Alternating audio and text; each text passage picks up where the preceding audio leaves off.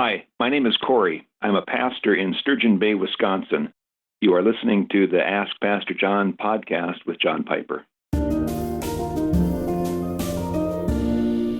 Corey is a friend of ours and a precious ministry partner of nearly 30 years now. I want you to meet him in a moment and hear a story. It's amazing.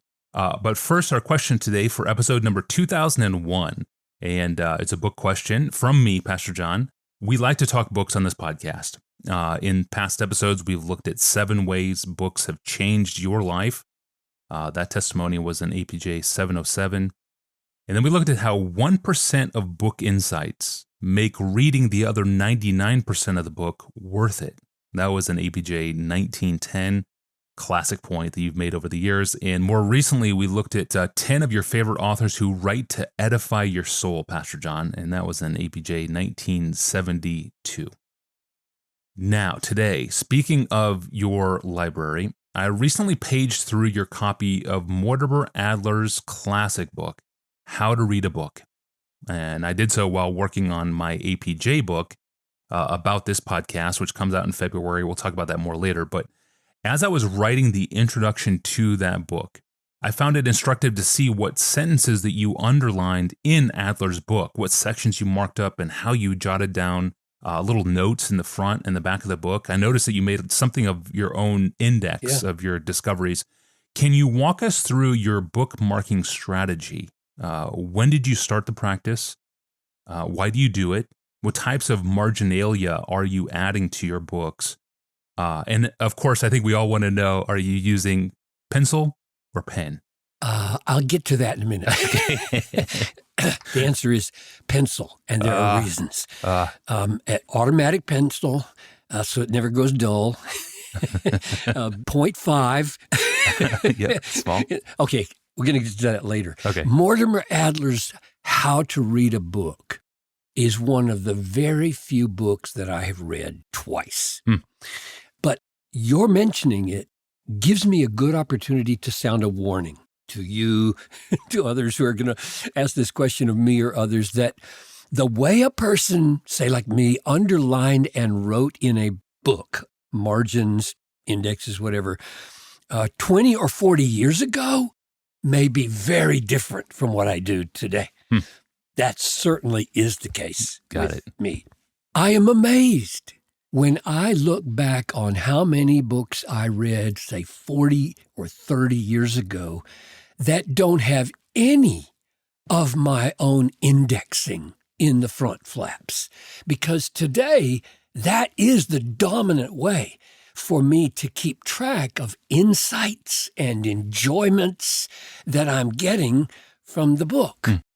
So by indexing, and that's not a very accurate phrase. I wish I had a better one, but I haven't thought of one. I mean simply jotting with a pencil in tiny handwriting a very short, say 3 to 8 word description or pointer in the front flap of the book, and sometimes I have to weave it around what's already there, what I have read in the book along with the page number. So there may be anywhere from 30 of these in a short book up to, say, 150 or more of these little notes in the flap of the book at the front, or if I have to go to the back. I think maybe the reason I didn't do this in the early days, and my memory's not good, so I may be wrong, but I think the reason might be that I wasn't thinking primarily of reading for the sake of writing, or reading for the sake of preaching, or reading for the sake of systematic increase of understanding of particular truths, or reading for the discovery and preservation of some striking and compelling way of saying something, which is what I'm so keyed into now. So now, virtually every book I read, and I'm talking print read now, not electronic, which I hardly ever do, or audio, which I do all the time. But I'm talking these books I have going all the time, sitting on my chair, always reading something in print. That's what I do. I index them. Even fiction. People say, oh, you're kidding me. You read a novel with a pencil in your hand? Yes, I do. I can't read without a pencil in my hand. I'm not going to spend time reading even fiction if there is no life-giving insight or striking expression of reality worth preserving. Seriously, I don't just read for pleasure. I read for pleasure that spills over on other people because that's the biggest pleasure. To give is more blessed to receive. So there you go. I read too slowly. I read too slowly, and my life is too short to read without the hope that what I'm reading will help me think more clearly and feel more fully and express more compellingly the glories of God in the Word and in the world, and all of that worth preserving in some way. It's been good to discover this about myself.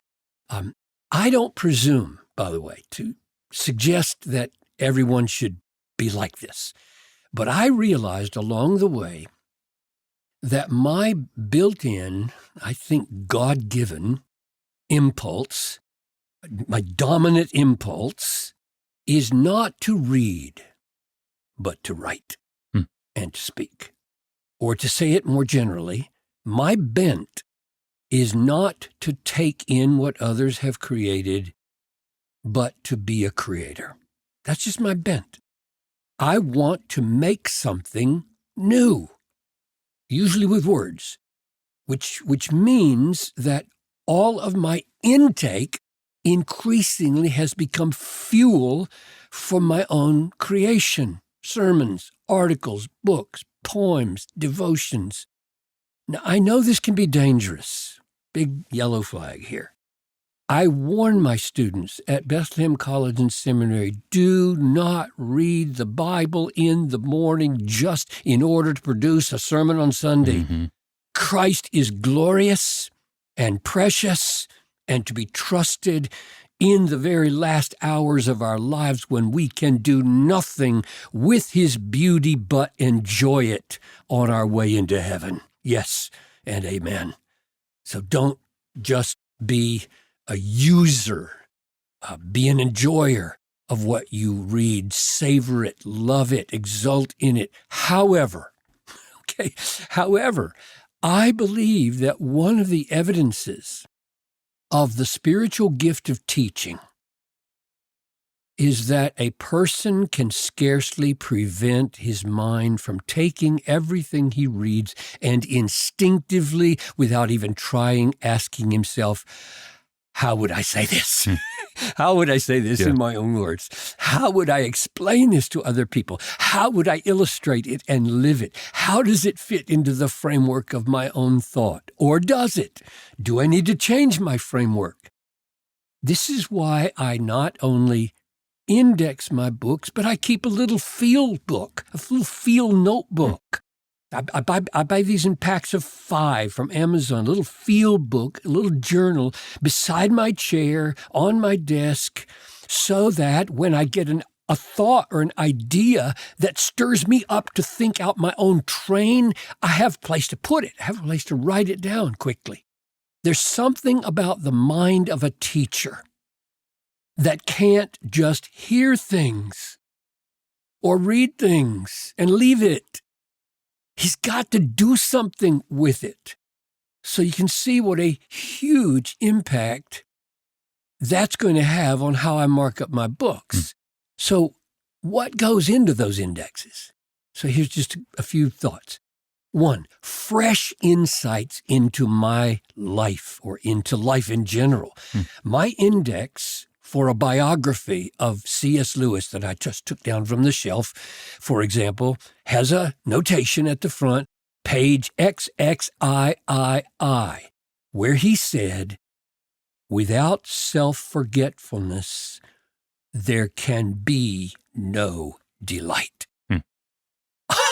That got 3 asterisks in the margin. It got a notation in the front flap.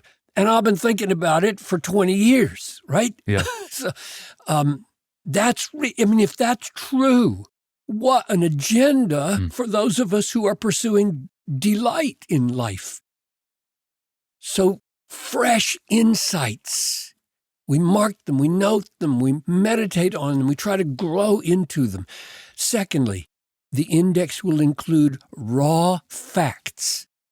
So if I'm reading a biography and if I know I've got to give a talk about it or I want to use it in a devotion, I want to be able to spot birth, conversion, marriage, employment, controversies, death, impact, so that when I can run my eyes down the front flap, I can get an outline of his life quick. I don't have to go researching all over the place to say, now, when did he die? When was he born? When was he converted? When did he get married? And so on. Third, great illustrations that might be useful to giving a striking impression of a viewpoint, even a viewpoint we disagree with. So, for example, I'm reading a book right now, Biblical Critical Thinking. That's not what it's called. Biblical Critical Theory? Yes, that's it. So I'm about 200 pages into it. And on page 196, I wrote a little index at the front about Jean-Paul Sartre on atheism. So here's what I marked. He said, everything is indeed permitted if God does not exist. And man is in consequence forlorn, for he cannot find anything to depend upon either within or outside himself. That's a quote. Wow. Now, I thought, that's a serious confession from an atheist, and it's out of his mouth, it's footnoted, and that's tragic. It's just tragic and will probably make its way into some sermon or article maybe or book someday.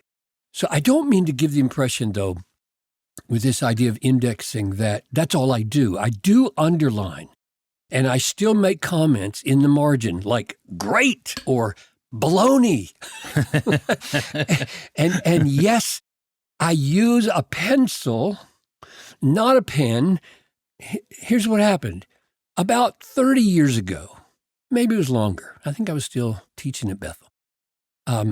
I took a box of used books to Looms Bookstore in Stillwater, Minnesota, to sell a box of used books. They would not even look at the books that had marginalia in ink. It was a principle. It was a law.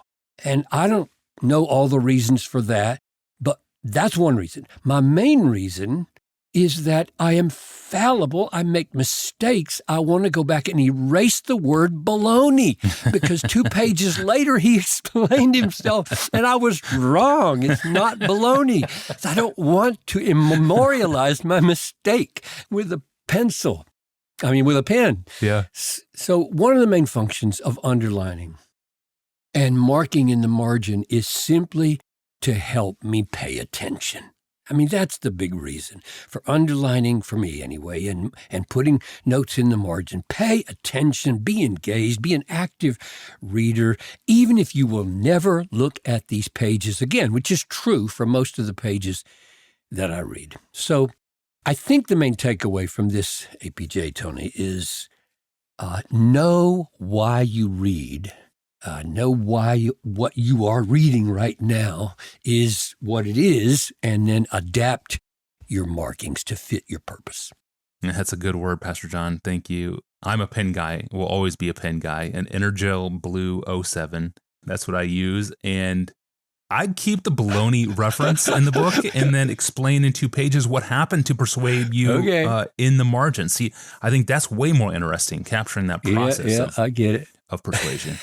But pens turn a $35 hardcover into a $1 brick used. Yeah, it's a bad financial trade, but alas, I'm a pen guy. Here I stand. I can do no other. Thank you, Pastor John. Well, shifting gears now, I'm honored to talk with our friend Corey from Sturgeon Bay, Wisconsin. Corey is a friend of ours and a precious ministry partner of nearly 30 years now. It's an honor to connect with you, brother, over the phone, and an honor because you have a long track record of supporting Desiring God, going way back before there even was a Desiring God Ministries, back to the old John Piper sermon cassette tape days. Incredible. So tell us right now, today, what is it that makes you so eager to be a ministry partner with Desiring God now 30 years later? It's easy to be a ministry partner. I financially support the ministry because Desiring God gives their resources away, and the resources they give away are worth having. But financial support has to come from somewhere, and both the church I serve and my wife and I are happy to support Desiring God financially. And for me, the Ask Pastor John podcast has been helpful both personally and pastorally. Many people in our church listen to the podcast, and many watch and learn from the Look at the Book episodes, and many more read every day's Solid Joys devotional. Wonderful. I love that the podcast answers are grounded in the Bible, and Pastor John also brings enormously helpful application for living. And Look at the Book has been illuminating, and that's an understatement. And Solid Joys is a solid way to begin a day. All of DG's resources have helped people understand God is most glorified in us when we are most satisfied in Him. And that might be a motto, but it's also the main thing, and DG aims to keep the main thing the main thing. Amen. Yeah, a motto that helps us stay on track. Outstanding. Thank you, Corey. What would you say to someone listening right now who has enjoyed the books, the articles, maybe the Look at the Book videos, Ask Pastor John episodes, even shared them within their church, but they've never thought about the financial side of the ministry? They've never considered supporting the work themselves. What would you tell them? I am glad they're thinking about it. I don't know of any ministry that gets more bang for the buck than Desiring God. And they find new and better ways to get their messages to as many people in as many places as they can. It's fabulous. I love that. Corey, you're a pastor, and you not only give personally, you and your wife, but your church also supports Desiring God. What would you say to the listener who maybe wants to bring up this conversation with their church leaders about what that would look like for a whole church to support the work? Well, I encourage everyone to think about sensitively suggesting to your church leaders that Desiring God is a ministry partner worthy of regular support in your church budget. It helps foster a sense of partnership. We get more interested in the good things, the great stories that we hear from DG, and they're doing great things, and there are great stories, and people in our church are tuned in to what is happening in the world, and God is working and working through Desiring God, and we love it. We will always include Desiring God in our regular budget, and we do some over and above things with some regularity as well. Well, we exist to serve pastors and local churches, so that blesses us to hear that, Corey. Thank you for partnering with us and for spending a few moments with us today. Oh, it's my pleasure. And if you want to join Corey as a pastor on behalf of a church or as an individual partner with us to experience that ownership with what's happening in the ministry, you can take that next step and partner with us right now. Go to desiringgod.org/donate. That's desiringgod.org/donate. We appreciate it. I'm Tony Reinke, and we will see you on Thursday.